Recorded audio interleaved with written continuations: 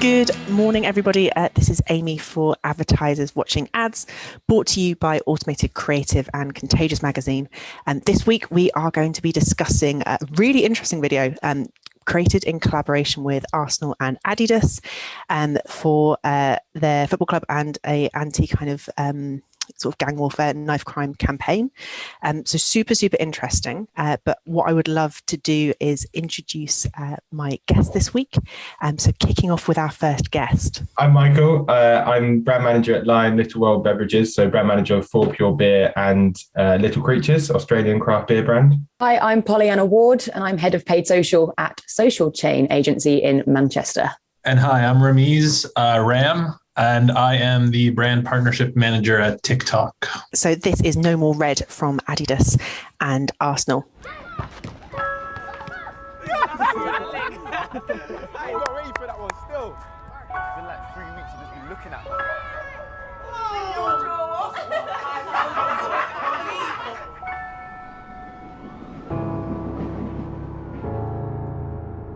Our future stars live yards from this stadium.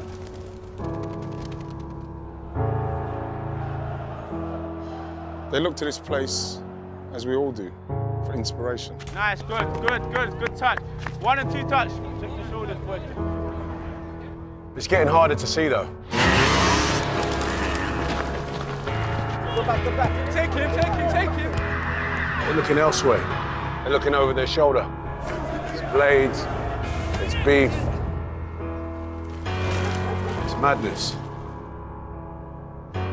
These kids are killing their future.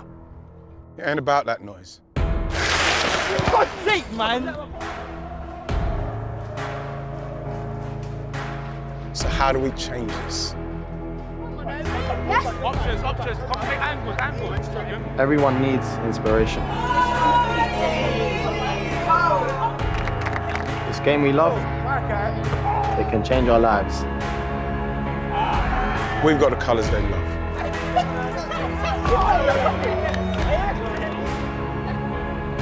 Let's use them.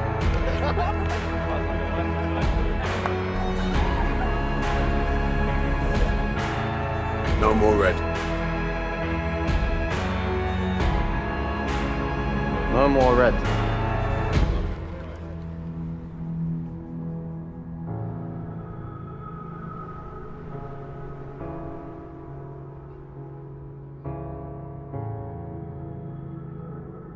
No more red. So guys, kicking off our discussion, what were your initial reactions? I mean, it's a super powerful campaign, and I think the message is right on point, especially with some of the issues faced within the UK and in London. And I think for a brand like Arsenal and Adidas as well to jump into the conversation, but do it as well in an authentic way, I think it was quite a powerful message. The approach from a PR lens on how the campaign widened by using specific talent, by using specific actors, and as well as jumping full in from a brand of doing something that's never been done before. I think it was quite a fantastic leap to jump in. So overall, I thought it was quite a good campaign and quite a relevant campaign for what's going on. Following on from that, I sort of echo the sentiment that it had a really powerful message. I think as well, it sort of ticked a lot of the boxes of, if you're going to do long form, I sort of imagined it being in a cinema. Obviously, I watched it on YouTube, but, it's got fantastic pacing. It was very cinematic. It had a really strong narrative. It had a featuring celebrities. The brand was woven in. Again, as echoing previous thoughts, it was kind of very authentically done. I think just really strong message for the power of sport and why brands attach themselves to sport. You always want your brands to be adored by all of your consumers and them to come back and buy it and have that relationship, but it's never going to be the same as what sports teams can generate. And people have a real passion for those sports teams. So, I think we're seeing more and more of it where sport is used as a platform for social change. We've had Colin Kaepernick, we've had Serena Williams, Lewis Hamilton does it a lot for all of the races he does in the Middle East. Yeah, really powerful, like a continuation of what's been happening in the world in the last couple of years with sport intertwining with social change. So I really enjoyed that. How would you be feeling about taking away such a distinctive brand asset? I mean, red is is Arsenal. The most distinctive thing when anytime knife violence happens, or anything related to knife violence, is like blood on a shirt or shirts related, sort of getting blood on them. And I think for them to take it a complete step forward of let's remove the most identifying thing for us was quite an amazing feat for our brand.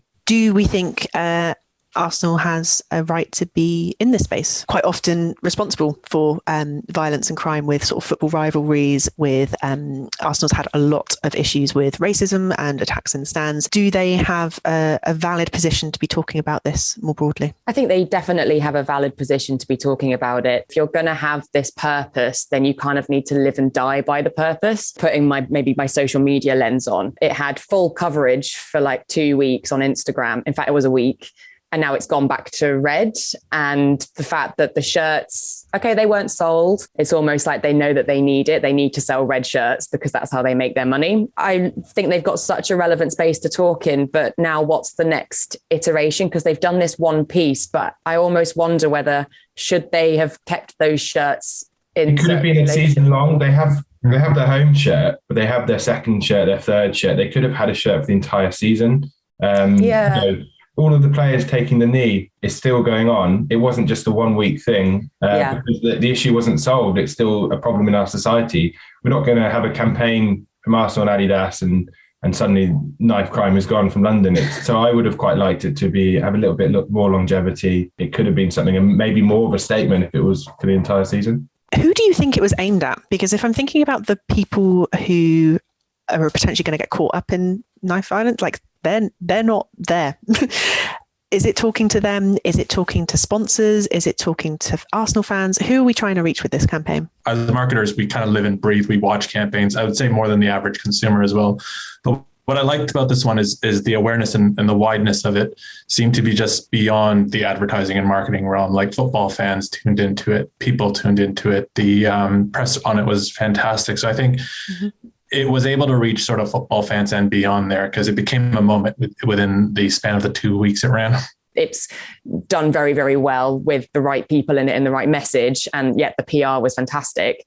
But I think if we were to come out of our sort of advertising marketing bubble, I would wonder whether, like, my brother, who's much younger than me, lives in London, I don't think he ever saw it. I think that's why they had Saka and Smith Rowe in the campaign. Idris Elba, Ian Wright, legends, and really highly respected. But then the two younger guys, part of the current Arsenal squad, will be idolised by some of the younger audience, and they'll have more weight and more impact than Ian Wright. I know he's a club legend, but there's lots of people who won't have been old enough to watch him play. To have them in the campaign, I think, was a really important part, and does speak to a lot of the fans directly. For me, the power of it was it read like a cinema ad. Like if I sit in a room and I watch it and I watch the entire 2 minutes in like an enclosed space, it's very powerful, I think. But even me looking at YouTube, like I understand the message, I understand the power of it, but I think it's built really for that cinema watching audience, or you're sitting and tuning into something. No, I think it's definitely made for cinema for sure. I wonder where it was shown, actually. I haven't been to cinema in a while, but... Or stadium, even potentially. Maybe it's something that they show for match games or things. But yeah, generally speaking, massive, amazing launch piece. But I really want them to be following up with accountability. Like, what are the actions? Like, how are these charity sponsorships affecting? What have they done with the money? I want an infographic in like a year's time saying, like, these are the things that we've achieved. This is how we're sticking to it. There's been a lot of talk about purpose in like the world of marketing over the last few weeks, but I still sit on the side of, well, we should be doing something. I know we're not all perfect as with our brands, but they're in the right direction. Absolutely. But yeah, to your point, let's see an infographic next year. Cool. I think we will do our sort of ranking out of 5 on the count of 3. 1, 2, 3. Oh, high scores. I think that's the highest, most consistent score I've had on an episode of AWA. So that is 4s across the doors for Arsenal. So broadly speaking, I think a pretty successful campaign, and we'll be looking keenly to see where it goes in the future. So thank you everybody for watching this week's episode. It's been Advertisers Watching Ads, and thank you to our fantastic guests for such a considered and interesting conversation. And we'll see you next week.